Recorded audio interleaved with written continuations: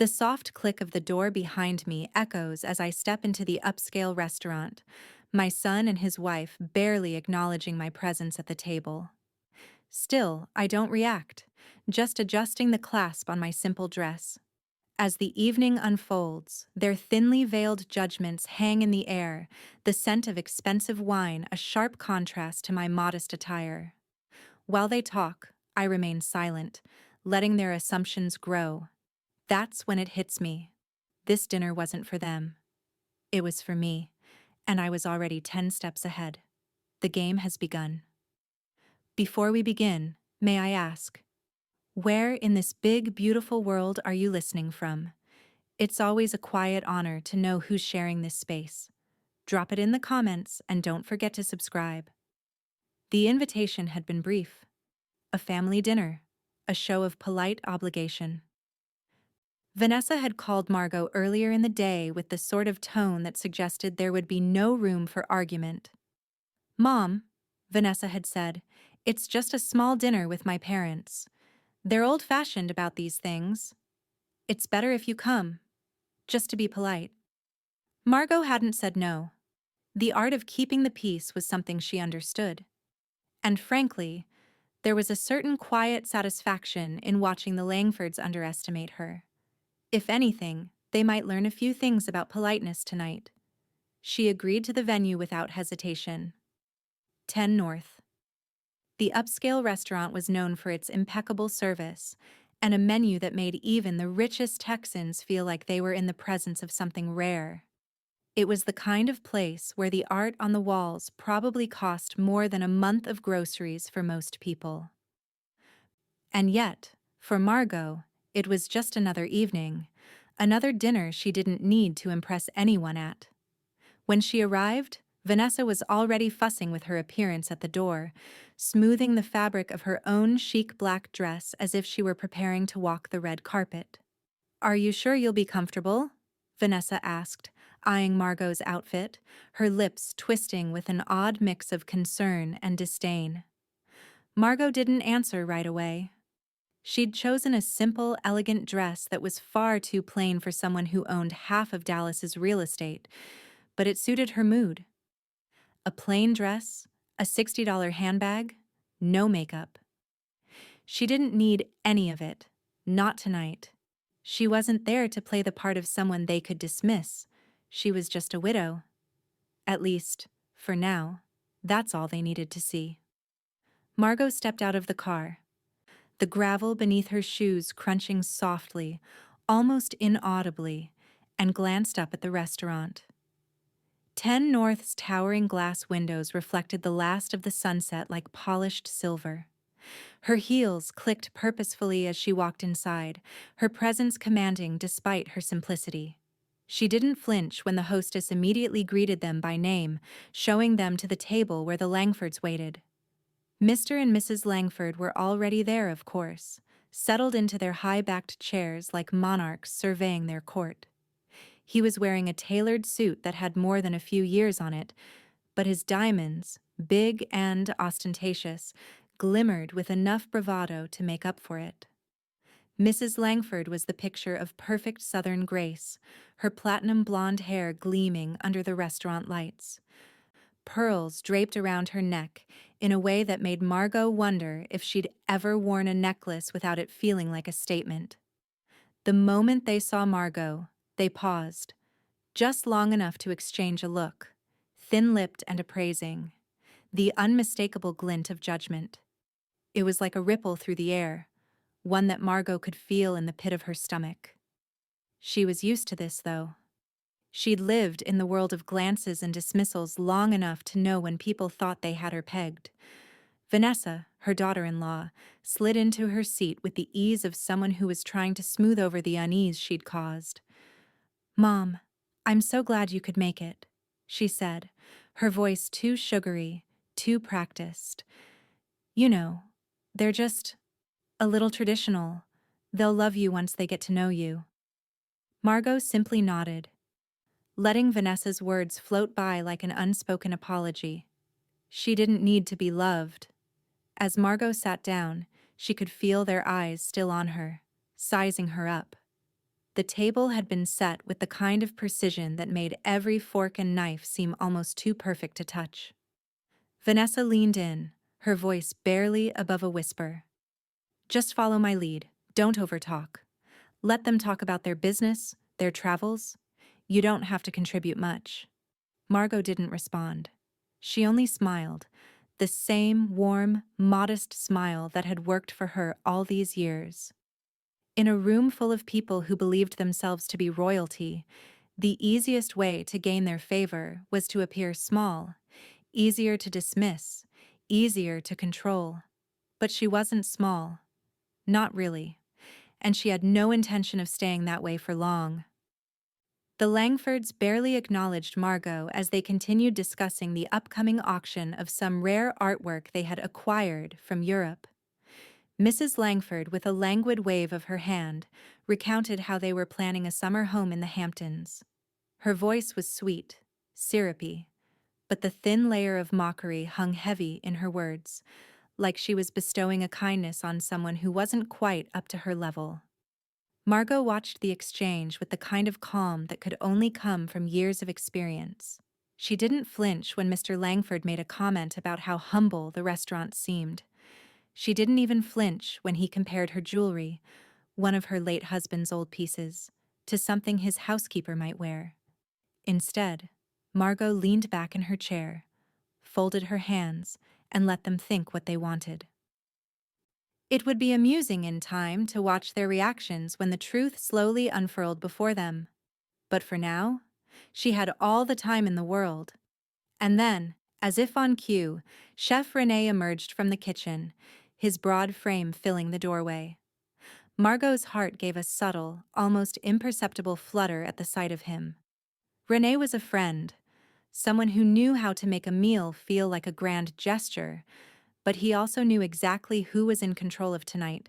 He crossed the room with the confident swagger of someone used to getting what he wanted, and when he reached Margot's side, he pulled her into a warm, almost familial hug. His presence was a stark contrast to the Langfords' icy reserve. "Well, well," he said, his voice warm. "Ms. Ellison, so good to see you again." Mrs. Langford's eyes narrowed, the polite smile frozen on her lips as she made a point of looking down at her glass of wine, clearly irritated. "Charming little place," she said, as though the comment were meant to be a subtle dismissal of everything around them. "I assume it's family-owned." René squeezed Margot's shoulder and winked, his eyes meeting hers with the kind of familiarity only a few people in the room could ever claim to have. He nodded toward the kitchen and said, "I'll check in on the first course." Margot smiled softly, knowing full well that René's visit was just a signal, a sign of something deeper, something the Langfords would never understand. And then she said nothing. Because tonight wasn't about talking. Not yet. It was about letting them feel comfortable in their assumption that they were in control, just long enough to watch them drown in it. The air in 10 North hummed with the low murmur of conversations, the clink of glassware, and the soft shuffle of waitstaff attending to tables. Margot remained still, her hands folded neatly on the table, but her attention was elsewhere. She didn't need to make any grand gestures. The Langfords had already sized her up, and nothing she did now would change their minds. Then, as though by divine intervention, Chef René appeared. He was a tall man, built like a strong oak, his posture confident and relaxed.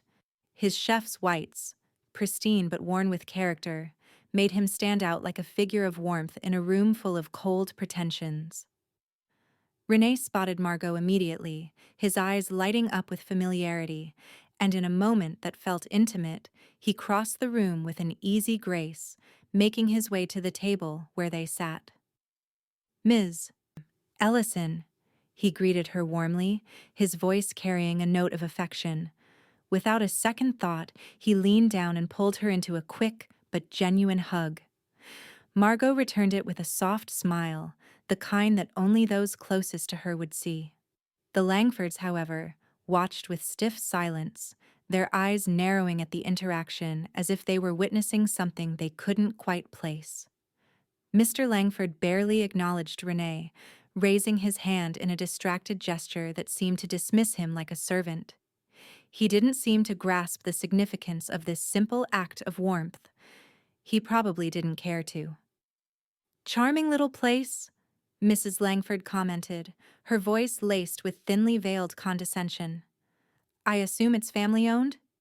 She leaned back in her chair, taking a long, deliberate sip of her wine as though she were making an assessment, judging the entire establishment as beneath her. Margot's smile didn't waver.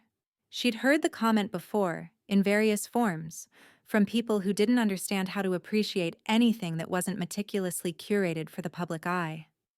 To them, a family-owned business was little more than quaintly beneath their notice. But to her, it was a sign of something different, a foundation built on trust, relationships, and work that mattered. Renee squeezed Margot's shoulder before stepping back, a quiet reassurance passing between them. He winked at her, a small gesture that carried so much weight. There was no need for words. He returned inside the kitchen without another glance at the Langfords, whose disapproval lingered in the air like an unwelcome guest. Margot watched him go, and for a moment the world around her seemed distant, almost irrelevant. She could hear the clinking of cutlery, the faint murmur of nearby conversations, but nothing could pull her from the memory of Renee's simple act of kindness. She felt a flicker of warmth in her chest that wasn't for the Langfords, or even the food she had yet to taste. It was the quiet understanding that there was still room for authenticity in a world so obsessed with pretense. Dylan, her son, sat at her side, his face drawn tight. He was shifting in his seat, clearly uncomfortable with the tension that hung in the air. He glanced at Margot, his expression anxious, like he was waiting for her to break the silence. "Are you all right, Mom?" he asked, his voice low, almost too careful. Margot didn't answer immediately. She didn't need to. Her silence was enough of a response. She could feel the tension vibrating from him, but it wasn't her burden to carry tonight. Her job was simply to stay steady, to remain unshaken by the Langfords' thinly veiled mockery. They would reveal themselves soon enough. Vanessa, ever the orchestrator, leaned in slightly, her voice dropping to a near whisper as she rearranged Margot's napkin with an overly delicate touch. "Like this," she murmured, smoothing the cloth out over the table. "Be refined. It's a small detail, but it matters."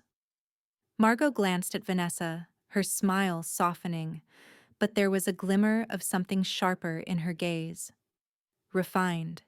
It was a word that never quite fit her, no matter how much she dressed it up. She wasn't refined, not in the Langford sense of the word, but she had learned how to appear so, when needed.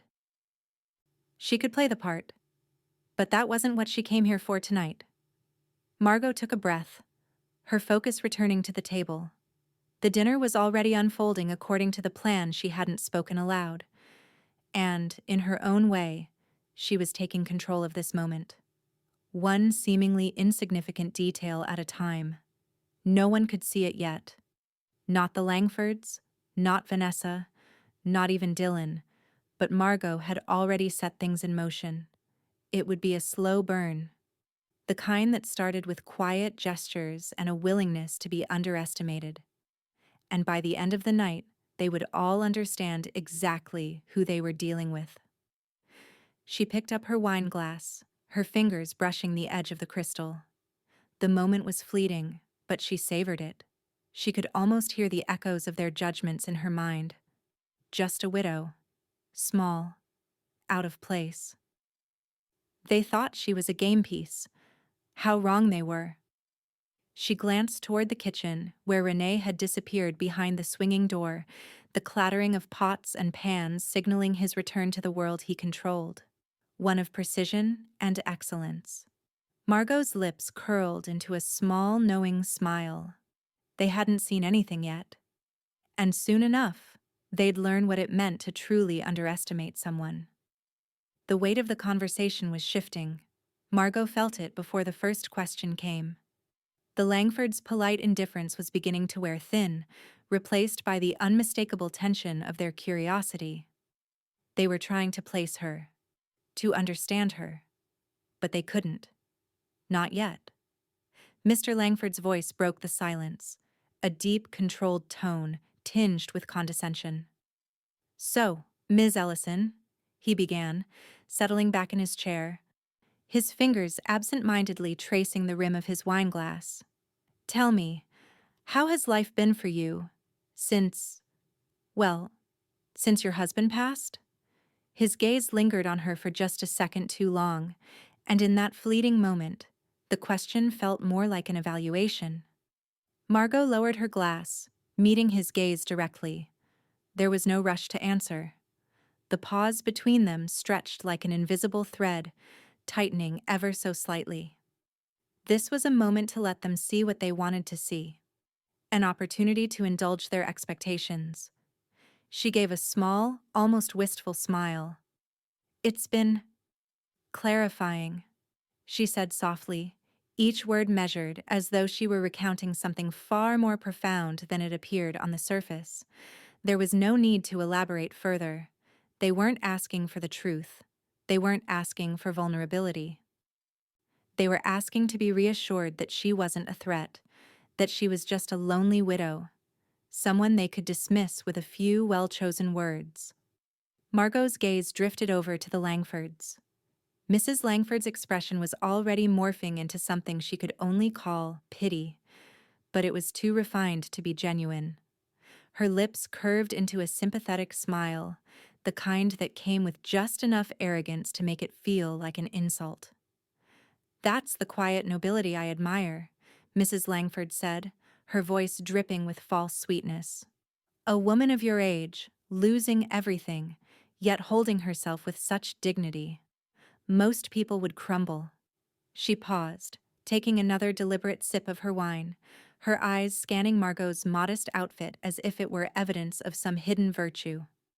Dylan stiffened next to her, his discomfort palpable. Margot could feel his body language shift, his hand tapping lightly against the stem of his glass, the nervous energy radiating from him as though he were afraid she might break. His eyes darted from Margot to the Langfords and back, clearly caught between the need to please his wife and the discomfort of his own family's expectations. Vanessa, on the other hand, wore her smile like a carefully tailored mask, oblivious to the deeper currents beneath the surface. She was pleased, of course. This was exactly the kind of reaction she had been hoping for. She leaned forward, her voice almost too bright. "See, Mom, I told you, it's all about appearances. Margot's just humble, but she's always been strong." Margot didn't respond right away. She didn't need to. Instead, she took another sip of wine, savoring the way it slid smoothly down her throat, as though the world around her were slowing, letting her remain just outside of their reach. The Langfords thought they had her neatly categorized. A widow, stripped of her wealth and pride, fighting to stay relevant. What they didn't understand was that it was exactly this perception that gave her power. She glanced at Dylan, the faintest trace of a smile tugging at her lips, but it was gone before anyone could see it.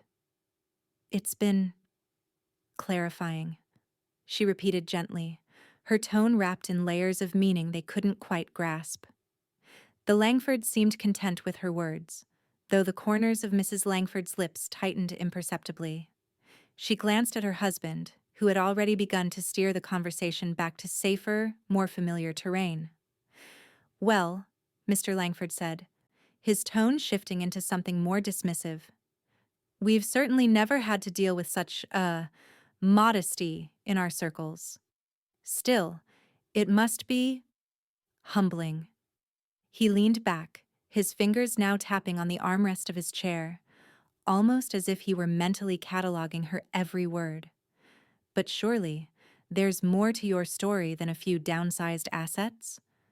The way he said it, downsize, was like a knife wrapped in velvet, an invitation to confirm everything they already assumed.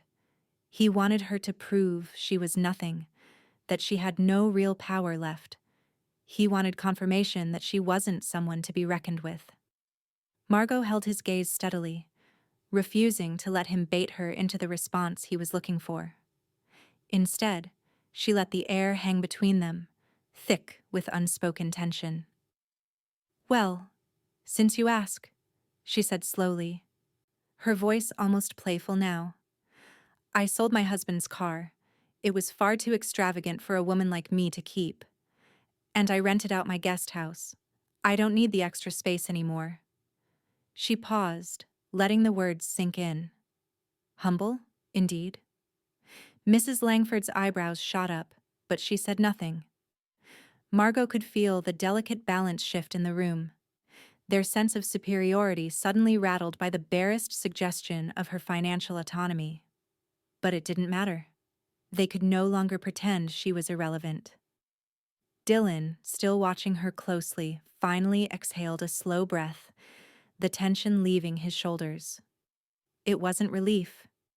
It was the recognition that his mother wasn't the quiet, weak woman the Langfords had assumed.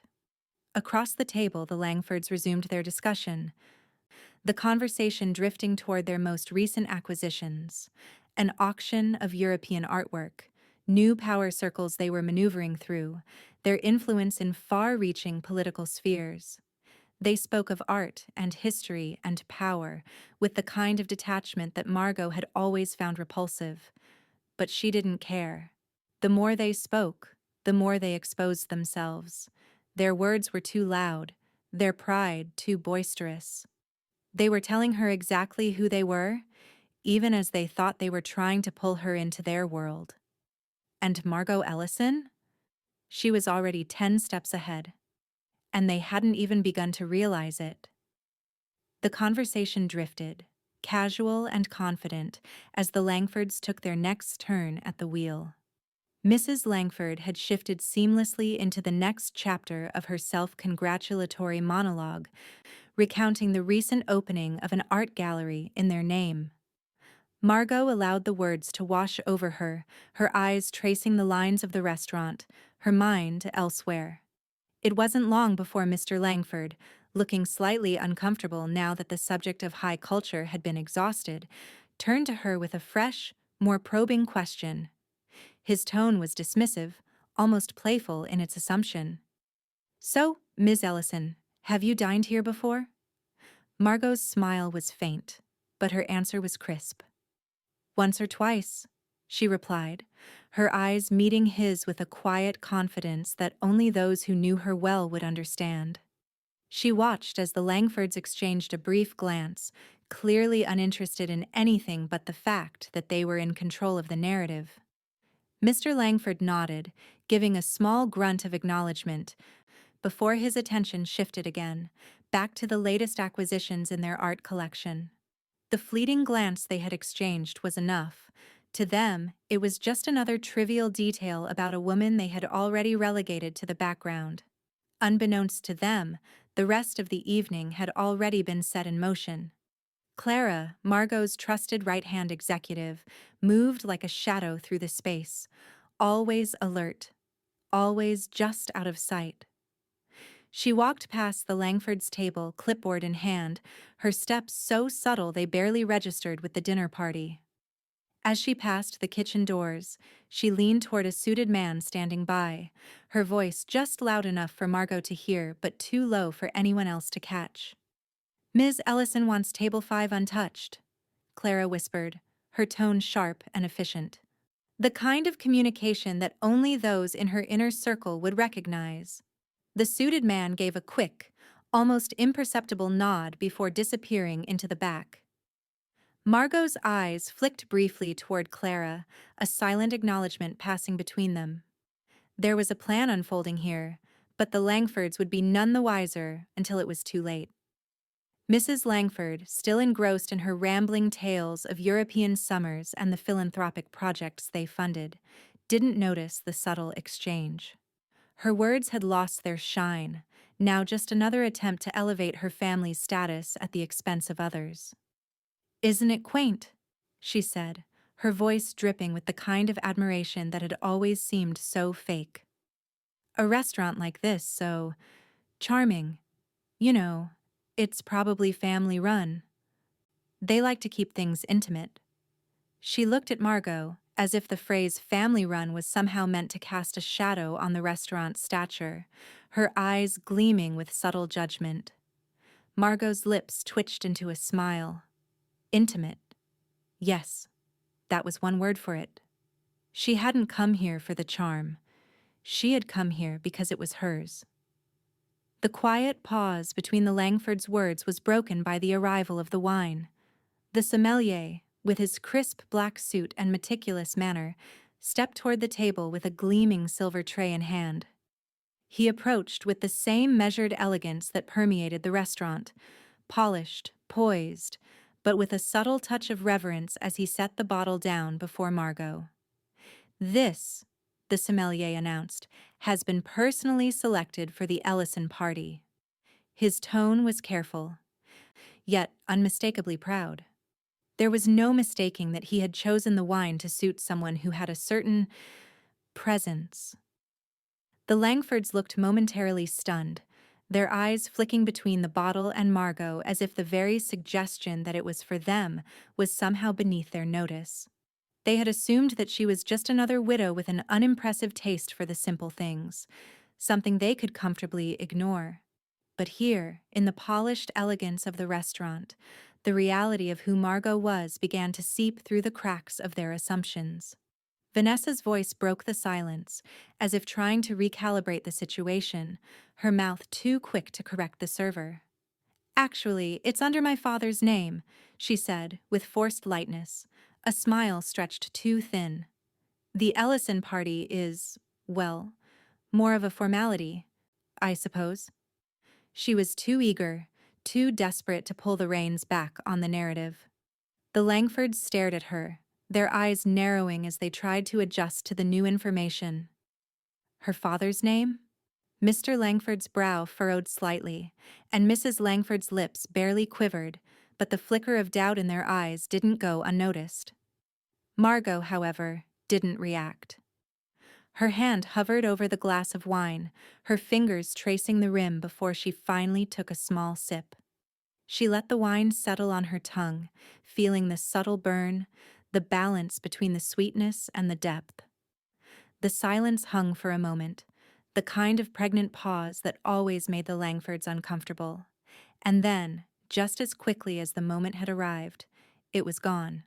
The server moved on, continuing his rounds, leaving behind only the quiet hum of the room and the unspoken acknowledgement that something wasn't quite as simple as it seemed.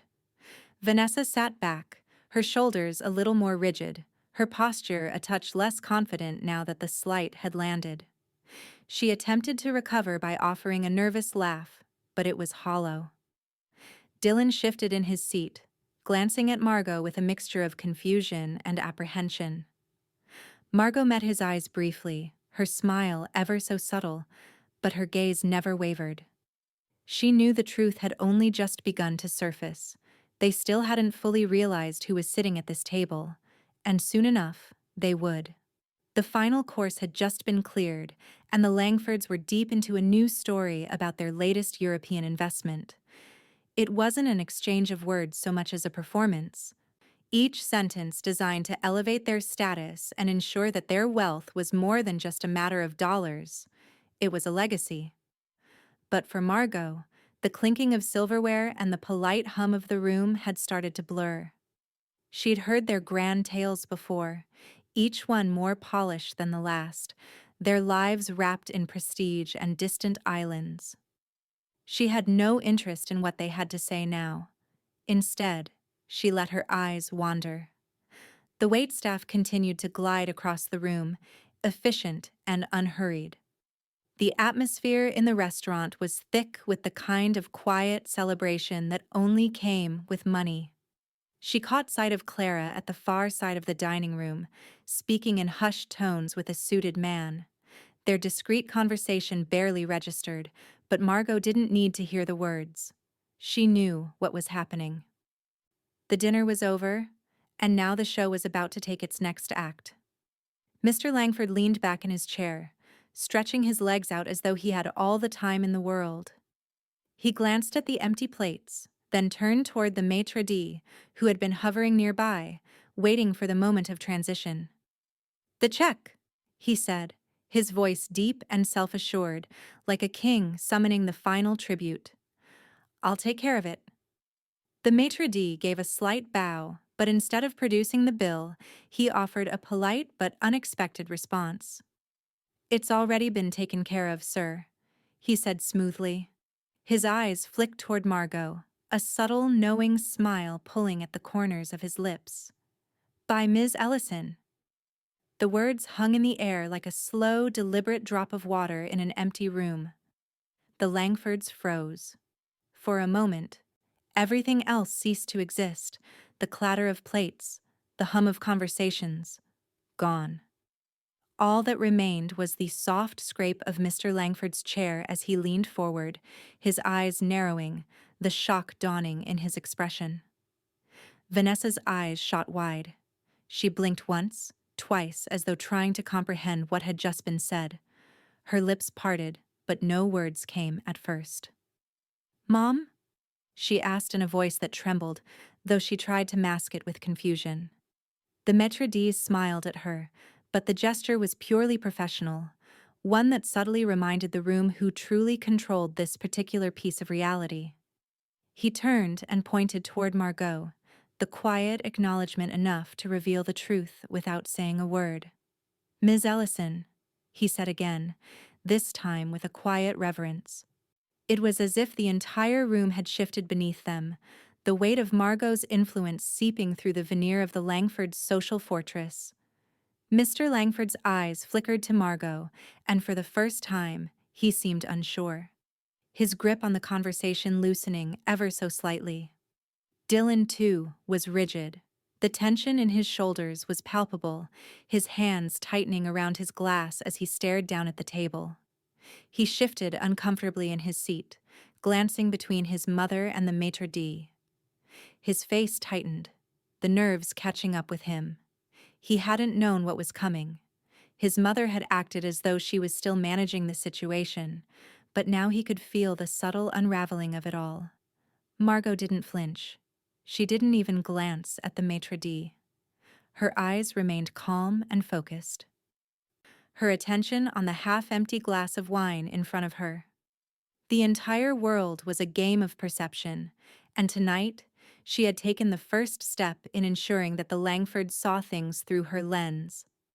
She let the silence linger, stretching it out with a grace that made their discomfort almost unbearable. It was exactly what they deserved. The maitre d' made his way back to the front, and the conversation in the room shifted. People began speaking again, as if they needed to fill the void that Margot had created. The Langfords' attempts at regaining control were clumsy. Mr. Langford cleared his throat, suddenly aware that his position of superiority had been compromised, and Vanessa gave a forced laugh, trying to re-establish the facade of polite conversation, but it didn't quite reach her eyes. Dylan's voice finally broke the silence, though it was hesitant, unsure. You've paid for the dinner, Mom?" Margot's gaze finally shifted to him, her lips curving into a slow, almost imperceptible smile. "I didn't want you to worry," she said, her voice smooth, reassuring in its calm. She didn't need to explain herself further. She wasn't here to justify her actions. The Langfords could think whatever they wanted, but she had already won the game. Vanessa, still flustered, reached for her purse, clearly eager to cover up the slip with some semblance of authority, but she hesitated. Margot had already made her move, and the consequences of that decision would linger long after the check had been paid. The finality of it, the decision that had been made without anyone even knowing, echoed through the room. The maitre d' reappeared at the table, his smile fading into something more neutral, the weight of the moment shifting the atmosphere once more. Margot was the silent force now, her influence having taken its place in the room without a word from her. And as the Langfords stumbled over themselves to find their footing again, Margot leaned back in her chair, a quiet satisfaction settling in her chest. They hadn't just been out of their depth, they had been outplayed, and they had no idea what was coming next. The soft murmur of the restaurant's main floor faded as Margot followed Clara down the hallway toward a private office tucked behind a sleek set of glass doors. The space was minimalist, designed with the sort of quiet power that few could afford to emulate. Polished wood floors met glass partitions, and the low hum of a central air system filled the air. But it was the large oak desk at the center of the room that caught Margot's eye. It was pristine, untouched, and in the corner of the room, there it sat. The Langford Investments folder clearly labeled Pending Merger. Clara had already set the folder down on the desk, her movements efficient and precise. Margot stepped inside, her heels clicking softly on the floor as she took a seat across from the file. The evening was shifting, and now the Langfords, those arrogant, pretentious figures, had unknowingly entered the first phase of their downfall. She reached for the folder, her fingers tracing the edges of the file. There was no rush, no need to hurry. Everything she needed was right here in front of her. "Are they still talking about their art collection?" Clara asked. Her voice sharp as she stood beside the desk, watching Margot with a quiet intensity. "Of course they are," Margot replied, her voice calm, almost detached. She opened the folder with deliberate precision. Inside, the pages were neatly organized, but it was the final one, where the numbers were most telling, that caught her attention. She scanned through them, her eyes moving over the figures with the practiced ease of someone who had spent decades making decisions that shaped industries. There was nothing here that surprised her. The Langfords' empire, once seemingly unshakable, was in serious jeopardy. "Clara, they're drowning," Margot said, the weight of the words settling into the space between them. "They've over-leveraged. Their son, what's his name?" "Dennis Langford," Clara responded, her voice clipped with precision. "The one who thought he could double down on real estate while barely holding on to the reins. He's over-leveraged 4 properties, including that hideous thing they called a penthouse. It's already folding." Margot nodded, her fingers still hovering over the pages. She wasn't surprised. It had been a quiet observation that had guided her every move over the past few months. The slow unraveling of a name they had held in the highest regard. "Let's buy them out," Margot said quietly. But there was an edge to her voice now, calm but sure. "I want to keep the name, the legacy." She looked up at Clara, her eyes piercing. "Not the ego." Clara gave a single nod.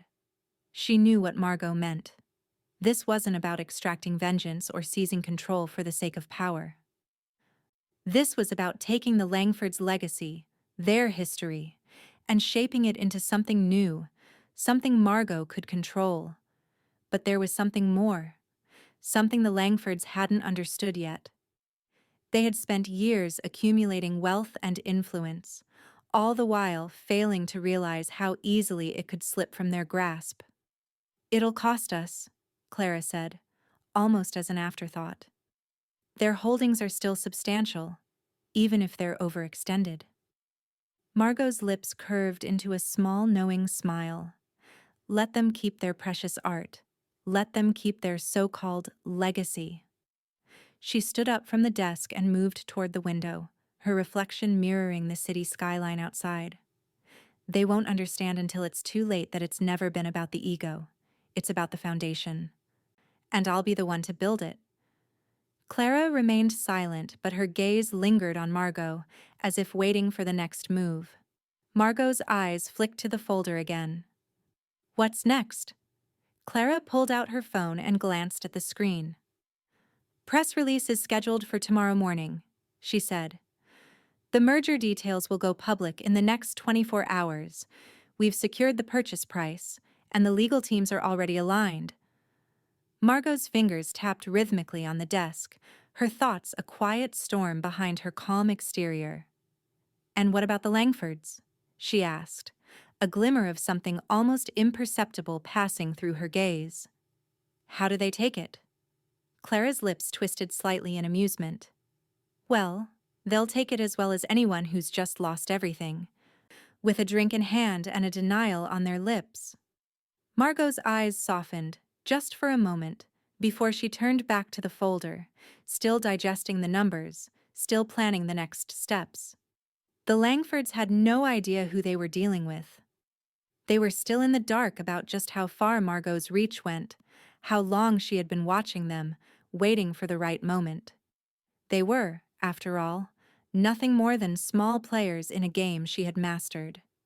"Good," Margot said, her voice steady and final.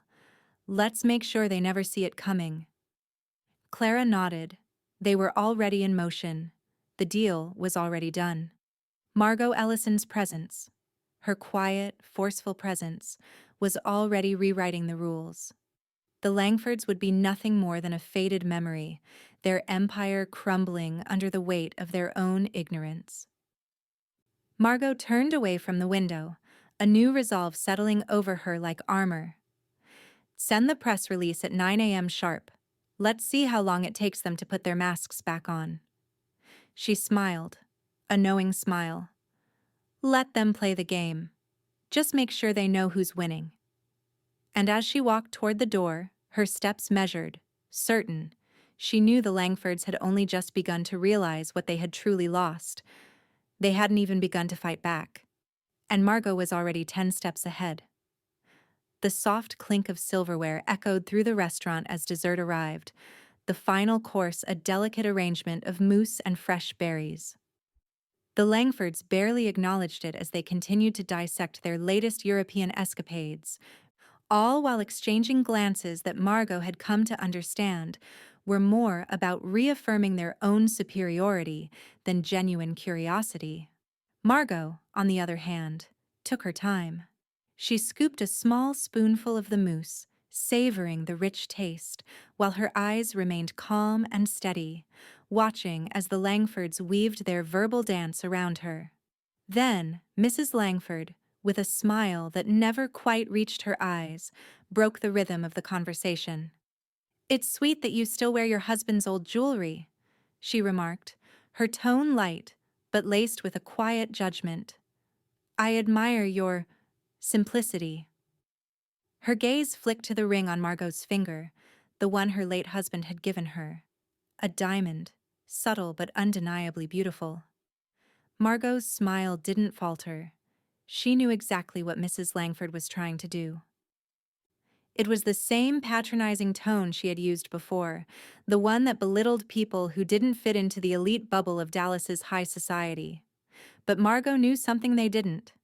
That ring, the one they so effortlessly dismissed, was worth more than their entire vacation home, and she knew it.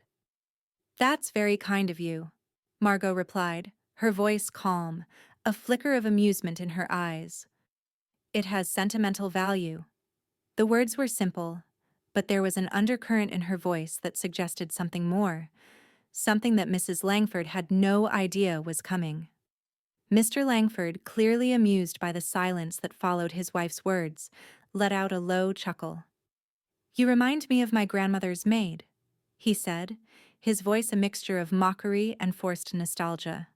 "So grounded. You don't see that much these days." His gaze lingered on Margot, trying to figure out if she was playing along with his little joke, or if she was actually just too simple to notice how utterly beneath him she truly was. Margot's lips curved into a smile that was part polite, part knowing.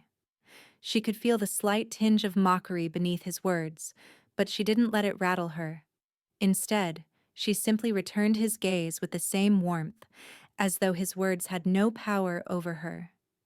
She wasn't about to indulge in their games. She didn't need to. They were playing checkers, and she was playing chess. Dylan shifted in his seat, clearly uncomfortable with the growing tension. He could sense that the dynamics were shifting, but he wasn't sure how to stop it.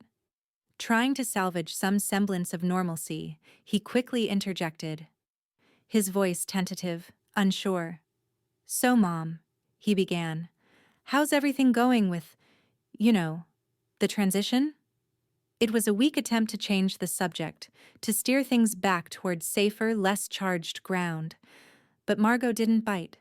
She wasn't interested in Dylan's attempts to soften the edges of the evening. The Langfords had already made their assumptions. They had already misjudged her. Before she could speak, Vanessa leaned in, a sugary sweetness to her voice that Margot had grown to dread. "You know," she said, her smile thin, "we'll always support you in your golden years.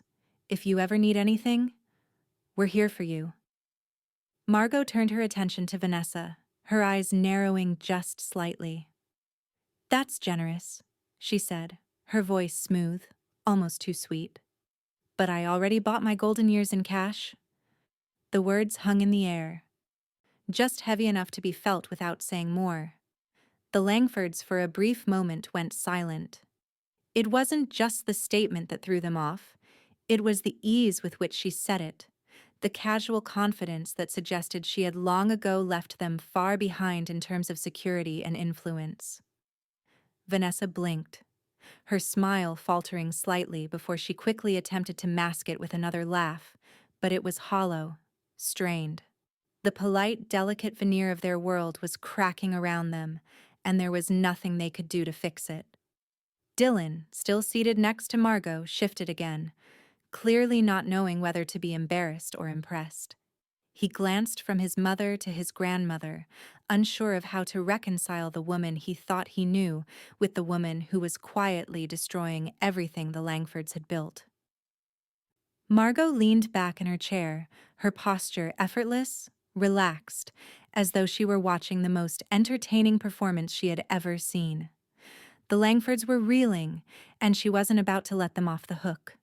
She let the silence stretch, just enough to make them feel it. The truth was, they had underestimated her. They had assumed that just because she wore simple clothing, just because she played the part of the grieving widow, that she was no more than a relic of a past they had long since moved on from. But Margot wasn't a relic. She was a force in her own right. And soon, they would understand just how deeply they had misjudged her. "I'm glad we could have this time together," Margot said, breaking the silence with a voice that was too calm, too measured to be anything but deliberate. "But I'm afraid I have a few things to take care of. It's been a lovely dinner." Her words were the final signal. The evening was over. The Langfords, still struggling to piece together what had just happened, nodded awkwardly, unsure whether to keep up the facade of graciousness or to retreat behind their pride. Dylan was still silent, unsure whether to speak up or stay out of the way. But Margot didn't need them to understand. She knew exactly where she was going. And as she stood up from the table, she could feel the Langfords' eyes on her, their assumptions still hanging in the air. She smiled to herself as she walked toward the door, knowing that she had already won. They just didn't know it yet. It was only a matter of time. The city outside was veiled in the soft glow of streetlights as Margot stepped into her private office. The air was cool and clean, untouched by the heat of the evening. She slid her coat off and draped it across the back of a chair before moving toward the desk, where the screen of her laptop flickered to life. Her fingers hovered over the keys, but she didn't type. Not yet. The evening had been a delicate balance of power, one she had played with ease, letting the Langfords think they had the upper hand, only to watch them sink into their own assumptions. Now, in the quiet of her office, she would make the next move. The folder on her desk caught her eye, the one with a single sheet of paper sticking out. Clara had left it there earlier, after Margot had made her decision. She picked it up with a measured grace, unfolding it slowly as her eyes scanned the letter. It was the Langfords' response to a merger proposal, one they had aggressively opposed.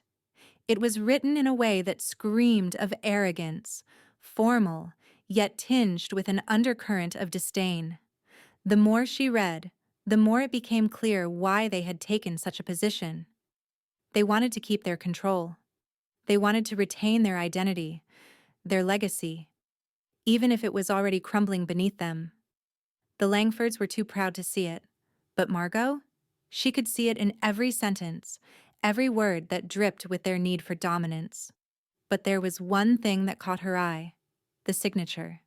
It was Dennis Langford's, and it was sloppy. Too sloppy. The kind of signature that suggested a man who didn't care enough to perfect it, or perhaps one who was too distracted by his own self-importance to bother. Margot's lips curled into a small, knowing smile as she traced the signature with her fingers. It was an open invitation, one she couldn't ignore. She glanced over at the stack of papers beside her, neatly arranged in a lessons learned folder, as if the phrase was somehow meant to justify what was about to happen next. With careful precision, she lifted a pen from the holder on her desk. The ink flowed smoothly onto the paper as Margot replicated Dennis's signature exactly, perfectly, but with the slightest touch of her own.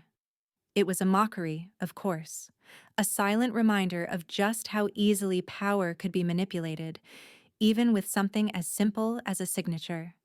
She held the paper up to the light, the mock signature almost identical to the original, except for the one tiny detail that would be her undoing if she ever used it. But that wasn't her intention. Margot set the paper down and slid it into a folder labeled Lessons Learned. It was more for herself than anyone else, a reminder of what people would do to protect their egos, to hold on to control, even when they knew they were losing. It wasn't about winning this game. It was about knowing when to step back, to wait, to let the world unfold on its own. Clara entered the room quietly, her steps light but purposeful. "Everything's set," she said, her voice low but sharp. Margot looked up from her desk, her fingers still resting on the mock signature. She met Clara's eyes with a calmness that belied the storm brewing beneath her composed exterior. "Do you want to leak it?"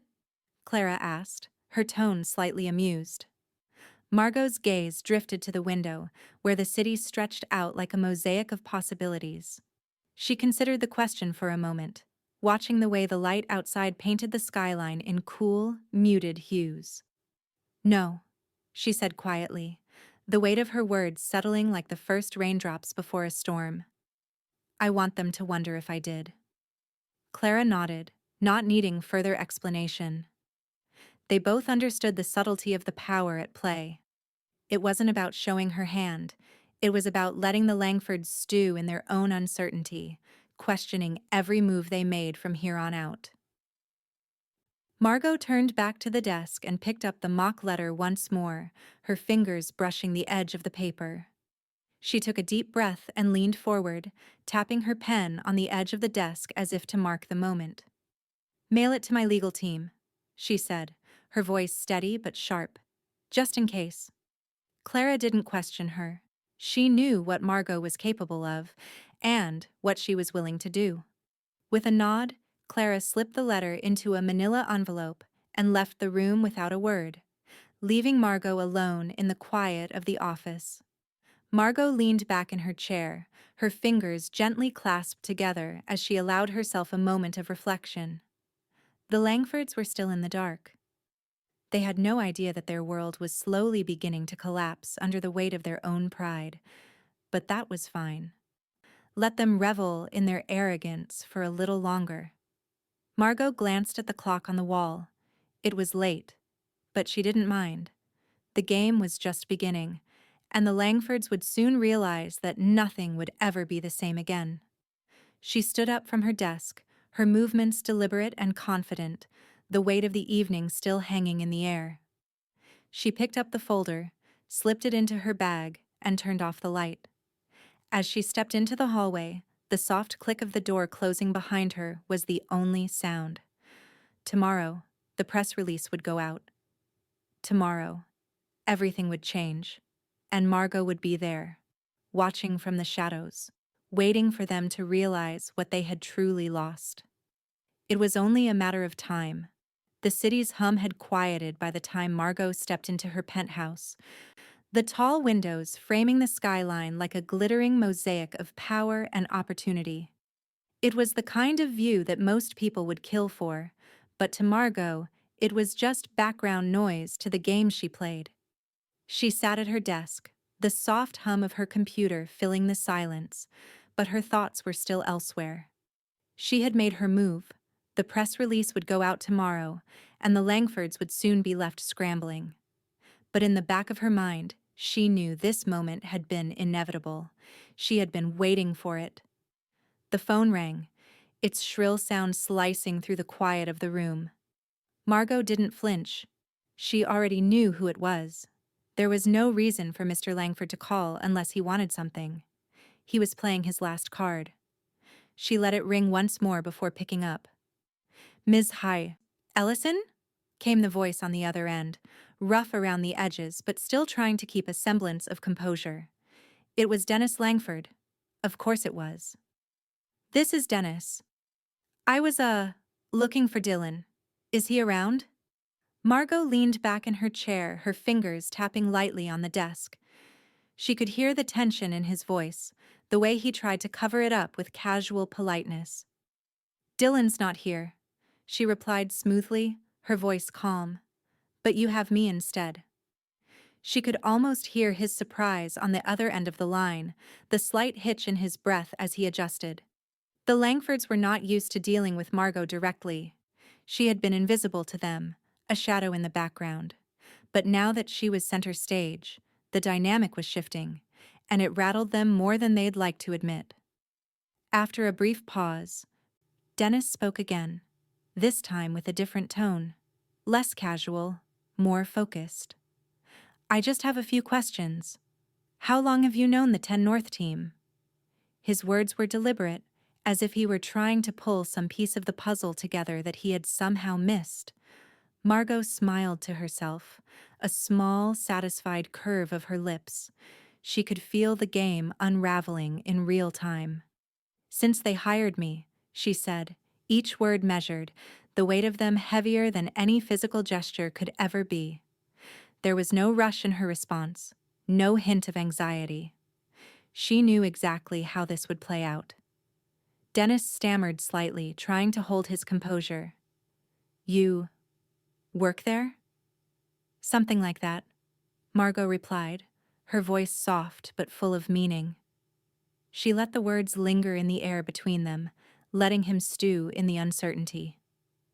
She could hear him inhale sharply, the realization sinking in. The silence that followed felt like a win in itself. He was piecing it together, the threads slowly snapping into place. It was a silent victory, one that Margot had orchestrated without lifting a finger. Dennis's voice broke the silence, more tentative now. "So, are you financially independent, Ms. Ellison?" His words were loaded, a thinly veiled accusation wrapped in a question. He was trying to gauge her. He wanted to see how much power she had, how much control she really wielded. Margot's fingers hovered over the edge of her desk, her nails clicking softly as she gave her response. "Beyond your definition," she said, each word precise, cutting through the tension with the clarity of a sharp blade. There was another pause on the other end of the line, and Margot could almost picture Dennis, his mind scrambling to recalibrate, to make sense of the situation. It wasn't just the language of business that threw him off. It was the way she said it. How effortlessly she shifted the balance of power without raising her voice, without breaking a sweat. "Is there anything else?" Margot's voice was cool, almost detached, but it carried an underlying challenge, one that dared him to keep going if he thought he could. Dennis hesitated. He didn't know how to respond, how to twist this situation back to his advantage. "No, I suppose that's it," he muttered, defeated, the words trailing off like smoke. Margot smiled to herself, but there was no trace of warmth in it. She knew exactly what this call was. His last attempt to hold on to some semblance of control, some way to regain the upper hand. But the truth was, it was already over. The Langfords were out of their depth, and Margot had already planned her next move. "Good night, Mr. Langford," she said, her tone smooth but final. "Enjoy the rest of your evening." She hung up the phone with a soft click, her gaze lingering on the reflection of the city lights in the glass of her office window. The Langfords still had no idea how far she had already taken them. They still thought they were in the game, but the reality was different. They were losing. And Margot? She was already 5 steps ahead, waiting for them to catch up. The moment the press release hit, the city seemed to hold its breath. It was 9 a.m., and the first blast of news broke across the wires, spreading like wildfire through the digital landscape. Margot sat at her desk, the soft hum of her computer filling the air as she sipped her coffee, the corners of her mouth curling into a faint smile. It was a quiet morning, one she had orchestrated from the shadows. The headline was simple, but it was enough. Ellison Group acquires Langford Holdings. The words were precise, each syllable measured, carefully crafted for maximum impact. There was no need for fanfare. The Langfords would have to grapple with the fallout. It was only a matter of time before the calls started flooding in, before they would have to face the reality of their sudden fall from power.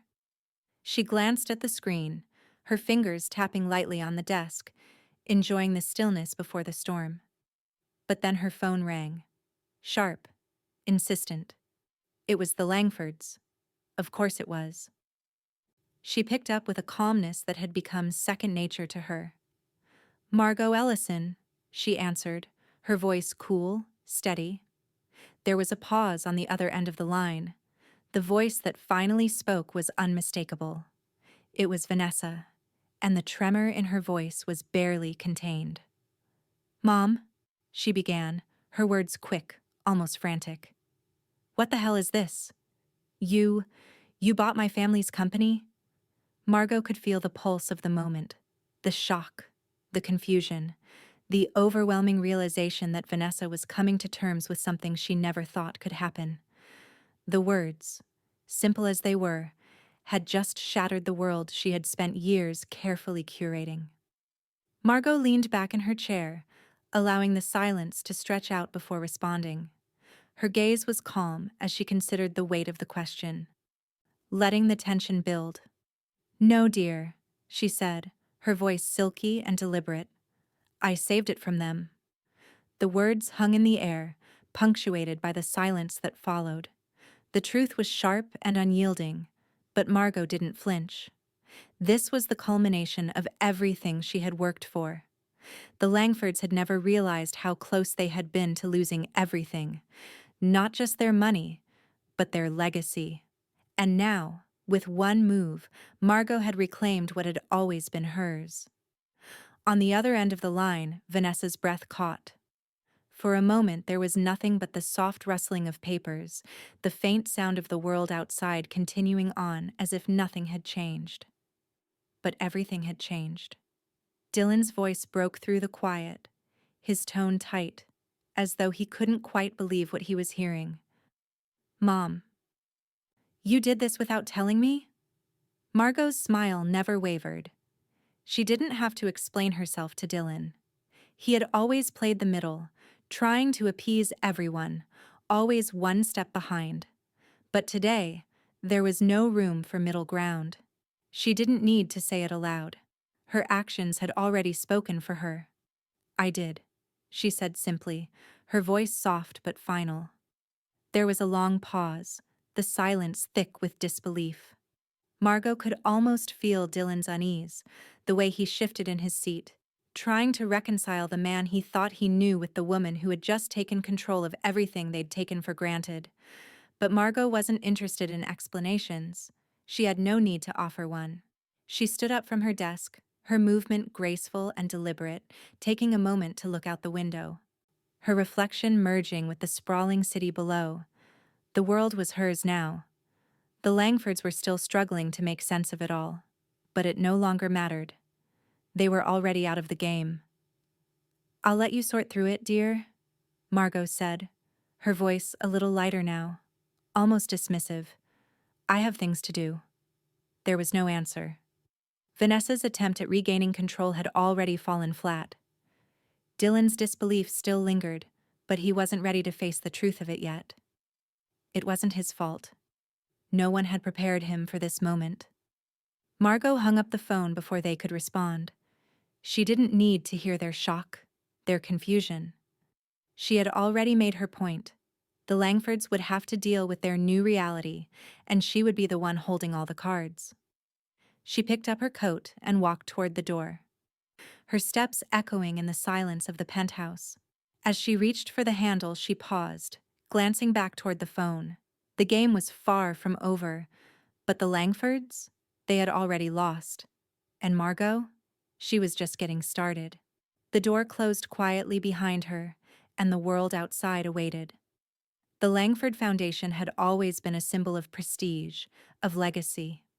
On the surface, it looked like a beacon of charity and goodwill, with their name emblazoned across various initiatives, art programs, scholarships, humanitarian projects. But Margot knew better than to take everything at face value. Beneath the polished veneer of their philanthropic efforts, there were shadows, dark corners of mismanagement, hidden agendas, and unsavory dealings. And now that she held the reins, she was ready to pull back the curtain. She sat at her desk, the soft glow of her computer screen illuminating her face. On the screen before her, a financial report from the Langford Foundation was spread across multiple tabs. The numbers didn't lie. They were cleanly hidden in plain sight. Shell companies, nonprofit LLCs, donations redirected to personal accounts, and, most alarmingly, funds that were supposed to support disadvantaged communities funneled to initiatives that didn't exist. Margot scrolled through the spreadsheets with a calm precision. Each fraudulent transaction was another thread she would pull from the web. The Langfords had built their empire on image, on appearances, but now she was dismantling it piece by piece. She sat back in her chair, a slight smile curling on her lips.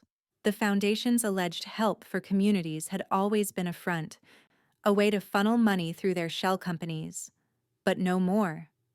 With a decisive click, she sent a series of commands to her legal team, shutting down two of their biggest shell LLCs. They had been acting as nothing more than a smokescreen for their larger operation, and Margot had just pulled the plug. The funds would no longer flow in their direction. Instead, they would be redirected toward women-led startups, businesses Margot personally supported. Her eyes drifted to the framed photograph on her desk, her late husband's face smiling back at her. The foundation had once been a way for the Langfords to maintain control, to keep up the illusion of giving back. But Margot's approach was different. She would take what they had built and reshape it, reclaim it, make it something real.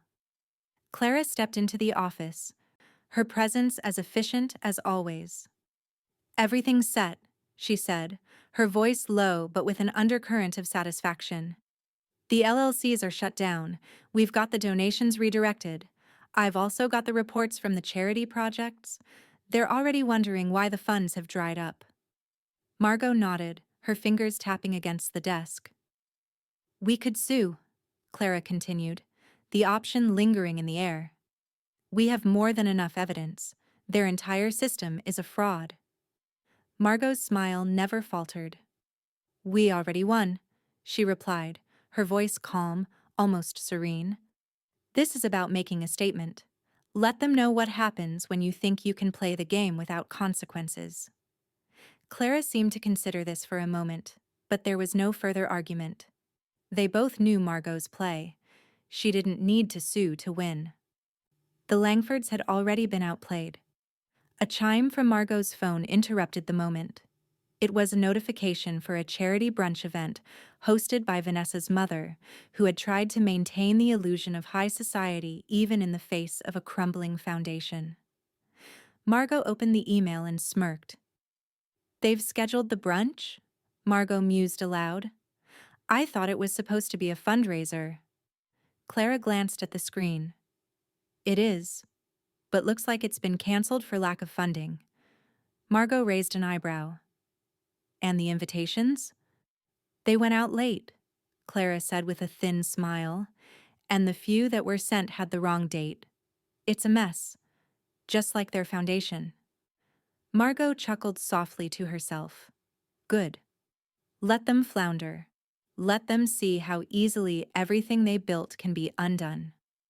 Let the world know the truth. She leaned back in her chair, her fingers lightly tapping the edge of her coffee cup. This wasn't about being the villain. This was about taking back what was rightfully hers.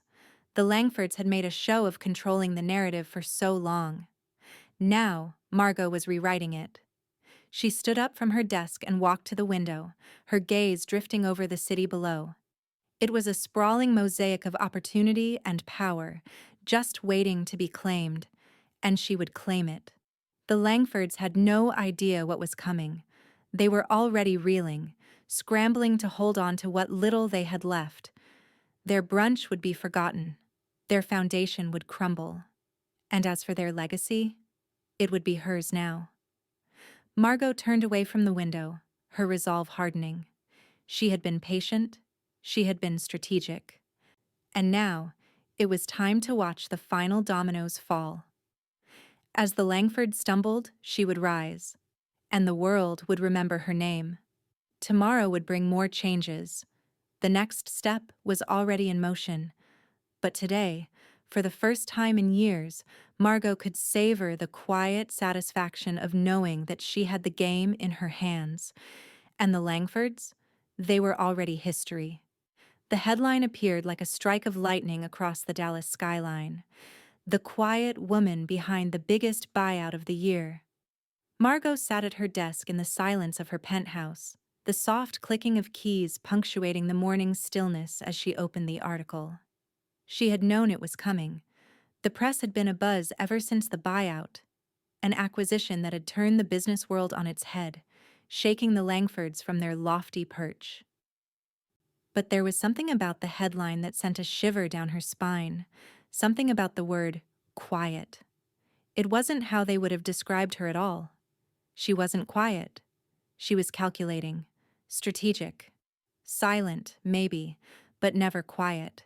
The article was a brilliant piece of work. It outlined her role in the acquisition, the years of unseen maneuvering that had led to the fall of Langford Holdings. But what made it particularly sweet was the way it cut through the Langfords' facade. There were no grand accolades for their family name, no references to their legacy, their art collection, their old money status. Instead, it was all about Margot, the woman who had quietly dismantled everything they thought they controlled. She leaned back in her chair, savoring the moment. The words quiet and woman danced across the page, a perfect reflection of how she had orchestrated this from the shadows, pulling every string without once revealing her true hand. But as her eyes moved down the page, a small detail caught her attention, a sentence that made her smile. Mr. Langford's quote was brief, clipped, and, most tellingly, it was reduced to a single line. "I'm surprised it took this long." It was a dismissive remark, the kind of comment he had made throughout the evening, trying to maintain control over a situation he hadn't even seen coming. It was clear he had underestimated her. But the press, the public, they would see through his bravado. They would see exactly who was pulling the strings now. Margot put down the article and watched the headlines roll across the television. The news was covering the buyout, the Langfords' stunned response, and the rapidly unfolding fallout. The Langfords were scrambling, trying to regain some semblance of control, managing the media's portrayal of their loss. But Vanessa was proving her usual hand, trying desperately to control the damage. Margot could hear the frantic tone in her voice as she called in PR favors, rallying her contacts to rewrite the narrative. It was almost laughable. She could already picture Vanessa running around trying to regain a semblance of the image she'd spent years crafting. And yet, Margot remained untouched. She had no need for PR. She didn't need to spin the story. She was the story. Clara entered the room with the quiet certainty she always carried. "There's already been a flood of calls from Dallas Monthly, local outlets, Everyone wanting a statement. They're asking for interviews. Margot looked at her, her smile slow and deliberate. I'm not interested, she said simply, her voice calm but filled with purpose. Clara raised an eyebrow. Not even a statement? Margot shook her head, the faintest glint of amusement dancing in her eyes. No comment. But yes, she's impressive. She repeated Clara's words back with a touch of irony. The mystery, the silence. It would only fuel the growing intrigue. The more they speculated about her, the less control the Langfords would have over their own narrative. She stood up and walked toward the window, her fingers brushing against the glass as she looked out at the city below. The streets, the buildings, the entire skyline. Everything was hers for the taking now. Every piece of the Langford Empire, every thread of their so-called legacy had been unraveled. But as much as she relished the victory, there was one more thing she needed to do. One final act that felt right, necessary. Margot's hand slid into her bag, retrieving a crisp copy of the article. It was time to mark the end of an era in her own way. She turned to Clara, who was still standing by the door, waiting for instructions. I'm going to the cemetery, Margot said, her voice soft yet resolute. Clara nodded. She didn't ask questions. She never did. Margot was always clear when it mattered. With the article in hand, Margot walked out of her penthouse, the city sprawling out in front of her. The air was cool against her skin, but she barely noticed. She had a purpose today. The Langfords had made their own bed, and now it was time for her to leave the final mark. The cemetery was quiet, serene, the perfect backdrop for what she was about to do. She stood in front of her late husband's grave, the stone still well kept despite the years that had passed. The weight of the moment was undeniable. Margot placed the article gently against the stone, her fingers tracing his name. She let the quiet envelop her for a moment, thinking of the years they had spent together, of the life they had built, of how far she had come since his passing. You always told me to never stop, to always push forward, she murmured, her voice soft, yet firm with resolve. She paused, taking in the cool air. This is for us, for what we built. She stood there for a while, the city visible on the horizon, before turning away, her footsteps silent against the earth. The Langfords might have thought they had all the power, all the control, but Margot had always known that true power came from the shadows. And now that she had risen from them, there would be no stopping her. The final act had been played, and the world would remember her name. The Langfords weren't used to this. Margot could tell from the moment they entered the small, well-lit room, their faces tight with the weight of 1,000 unspoken words. The entire setup, the camera, the background, the forced smiles, was nothing more than a performance. A show. A desperate attempt to salvage what remained of their dignity. The photo op was supposed to be a grand gesture, a symbol of unity after the Great Rift, a way to remind the world that the Langfords were still in control, still powerful despite the acquisition. They had reached out to Margot, offering the olive branch wrapped in a glossy public relations bow. Vanessa had orchestrated the entire thing, of course.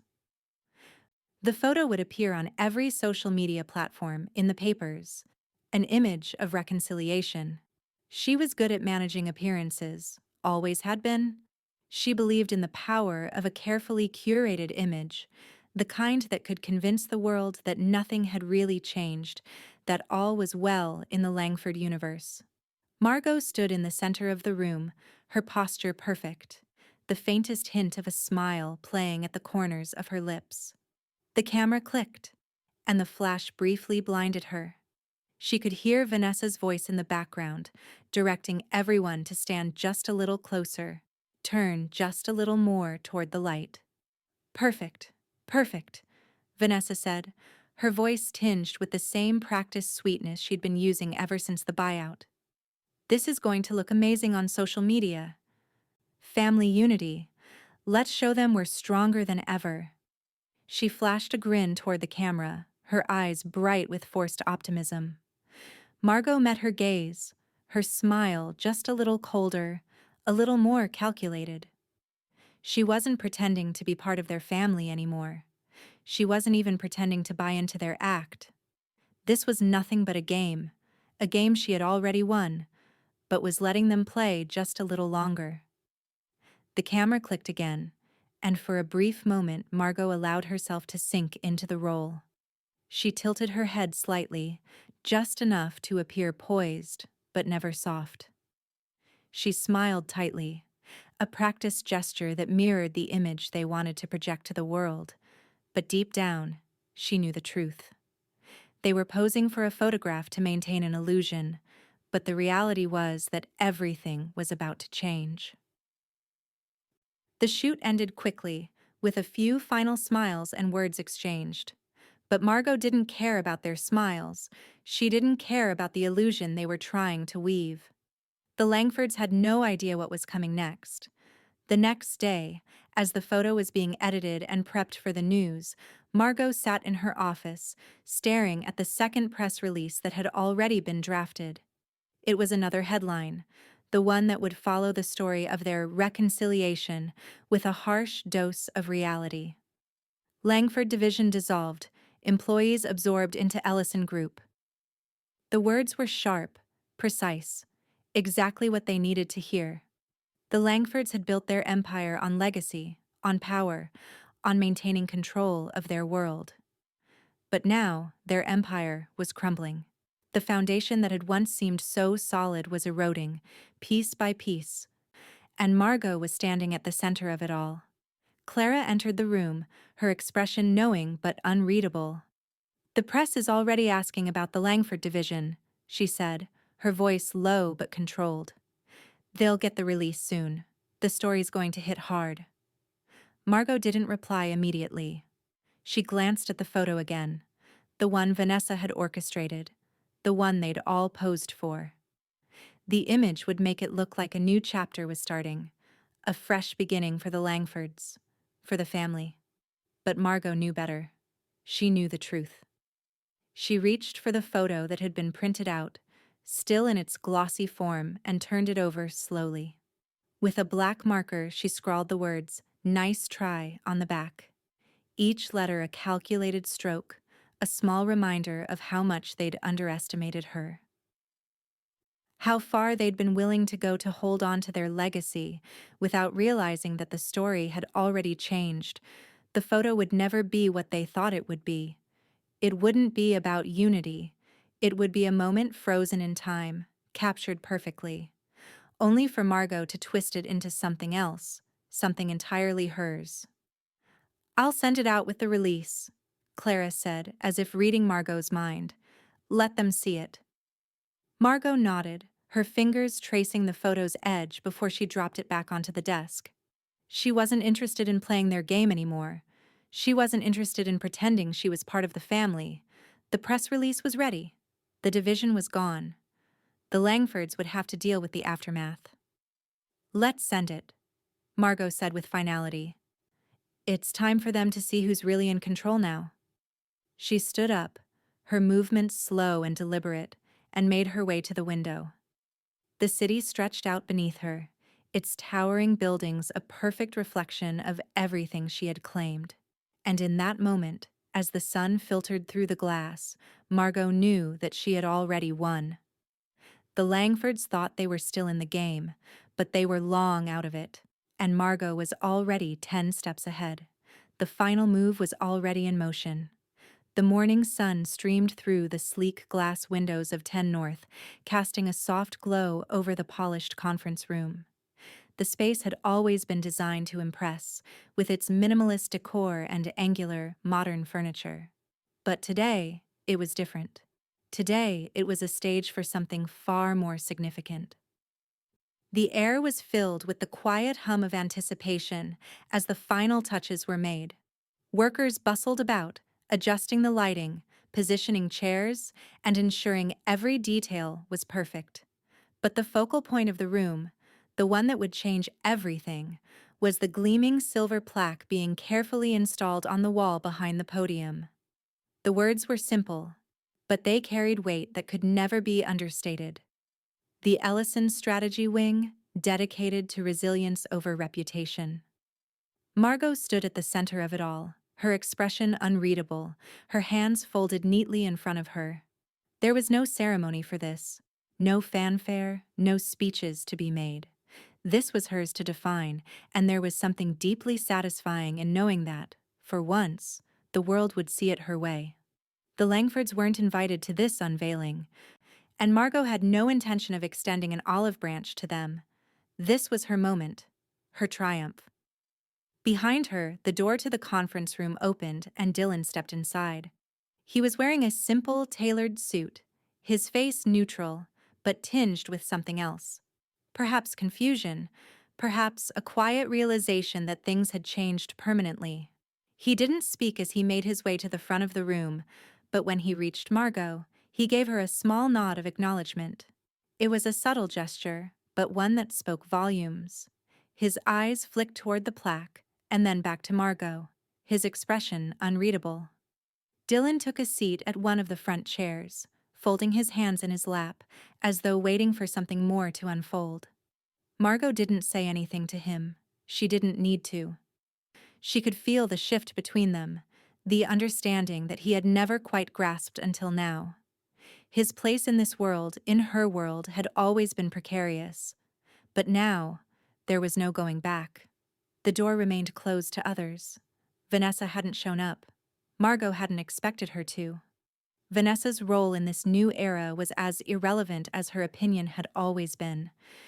She was too busy trying to keep the pieces of the Langford legacy from completely shattering. Too busy trying to save face, to salvage whatever dignity the family had left. But not Margot. She had already turned the page, and as far as she was concerned, this was a new chapter. One with her name at the top. The soft clink of utensils could be heard from the kitchen as Chef René entered the room, his presence larger than life, just like the dishes he created. He was the one person who had always understood her, never flinching from the quiet power that radiated from her. Today, his movements were confident, but the warmth in his eyes suggested he understood exactly what this meant. He carried a silver tray, presenting Margot with her favorite dish, unrequested, as always. A delicate arrangement of roasted vegetables and slow-braised lamb, the same dish they'd shared countless times together. He placed it gently in front of her, a quiet gesture of respect that had been earned, not given. Margot smiled, her lips curving slightly as she took in the familiar dish. She didn't need to say a word. René's presence here, without ceremony or fanfare, said it all. He knew that this wasn't just a meal, it was a symbol of everything that had come before and everything that was about to unfold. Clara entered the room, her eyes immediately flicking to the plaque, her expression a mixture of satisfaction and approval. She walked over to Margot, whispering, "All roads led here." Margot nodded once, her gaze never leaving the plaque. She didn't need to look at Clara to know exactly what she meant. This wasn't just a plaque, just a physical manifestation of success. It was the culmination of years of careful planning, of subtle maneuvers, of waiting. It was proof that she had finally risen from the shadows and taken her rightful place at the top. Dylan was still seated, quiet and distant. He looked up at the plaque one last time, as though trying to reconcile the reality of the situation with the version of his life he had imagined. The Langfords had always believed that power was about appearances, about controlling the narrative. But Margot knew the truth. Power was about resilience. It was about being able to bend and shape the world to your will, without needing to show your hand. The press release had gone out. The Langford division was officially dissolved, and employees had already begun their transition into the Ellison Group. The Langfords had lost not just their company, but the right to control the story. Margot was rewriting the narrative, making sure that every word, every moment was hers to command. There was no press conference. There was no grand speech. This unveiling, this moment, was hers alone. As the workers finished their final touches, Margot stepped forward, her hand resting lightly on the edge of the podium. Her fingers traced the edge of the plaque, lingering on the cold metal for just a moment longer than necessary. "Let the world see who we really are," she murmured under her breath, more to herself than anyone else. She didn't need to look back at Dylan. The truth was clear now. This was the beginning of a new era, and nothing, not even the Langfords' fractured legacy, would stand in her way. The last of the workers filed out of the room, and Margot stood alone, staring at the words on the plaque. The Ellison Strategy Wing, dedicated to resilience over reputation. The door behind her opened with a soft click. The world outside would soon see the change. But for now, in the stillness of the room, Margot let herself breathe in the sweet taste of victory. And the Langfords? They were nothing but a distant memory. Margot sat in the quiet of her penthouse, her legs stretched out in front of her as she sipped her tea. The delicate porcelain cup cradled between her fingers. The sunlight filtered through the floor-to-ceiling windows, bathing the room in a soft golden glow. There was an almost meditative quality to the moment, a stillness that seemed to stretch on endlessly. No rings on her fingers, no pretense, just Margot, alone in her triumph, the world outside moving along unaware of the shift that had already happened. She wasn't surprised by the growth of her empire. It was inevitable, really. As always, everything she touched expanded. More acquisitions, more businesses absorbed into Ellison Group. The last of the Langford assets had been folded into her portfolio without anyone truly noticing until it was too late. Today, her reach extended into 2 new states, an expansion that sent ripples through the market, another quiet victory in a long line of them. Her phone buzzed lightly on the table, breaking the silence. The screen lit up with Dylan's name. With a soft exhale, Margot placed the cup back in its saucer and picked up the phone, knowing exactly what he wanted. The apology, the regret, the words that had been hanging between them ever since the buyout had been made public. "Mom?" Dylan's voice came through, tentative, almost guilty. "I should have known. I should have seen it. I never imagined you had all this in play." Margot's lips curved into a tight smile, though it didn't reach her eyes. "No, Dylan," she replied softly, her tone measured. "You were too busy playing the role they wanted you to play. You were never meant to see it. But it's not your fault." She paused, letting the words settle before continuing. "It's just the way the game is played." There was a slight silence on the other end, as if he was trying to reconcile the man he thought he knew with the woman who had orchestrated everything without his knowledge. I'm sorry," Dylan said, his voice strained. "I didn't understand. I just thought you'd fallen out of the game, that it was over for you." Margot shook her head, though he couldn't see it. "That's where you were wrong. I've always been in the game, Dylan. I just let you think otherwise. That's how I won." She let him stew in that for a moment. There was no need to say more. The distance between them was already growing, not just physically, but in every other sense as well. He was no longer her equal in this world. He was merely part of the wreckage she had left behind. "I'll see you soon," Dylan said, quieter now, almost defeated. "I brought flowers for you." Margot's smile finally softened, but there was no warmth in it. "You can leave them by the door." She hung up without waiting for a response, her gaze drifting out the window again, watching the city pulse with life below. She set the phone down, her fingers brushing against the cool surface of the table, and allowed herself a moment to feel the power that flowed through her. The game had been played, and the Langfords, Dylan included, had never known they were nothing more than pieces on a board she had controlled from the very beginning. Every move had been calculated, every shift deliberate. The Langfords thought they had played the game better, but it had been Margot all along. She had orchestrated their downfall and built herself into the future.